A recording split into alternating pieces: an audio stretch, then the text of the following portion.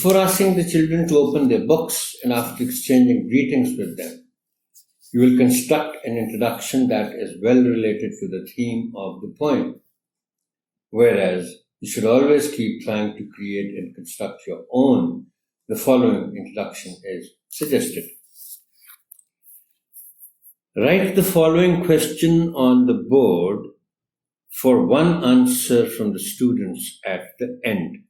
इसका मतलब honourable teacher है कि आप बच्चों से कहेंगे कि एक सवाल लिखा जा रहा है राइटिंग बोर्ड पर, और वो जब सवाल कंप्लीटली लिखा जाए और आपको कहा जाए कि अब इसका जवाब दो, तो तभी आपने जवाब देना है. Now the question is, what is it that every country has its own, represents that country's beliefs and values, is respected by all the people of that country, and is hoisted by the government as well as the people of that country?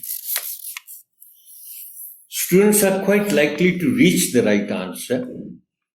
If not, tell them that it is the national flag of each country.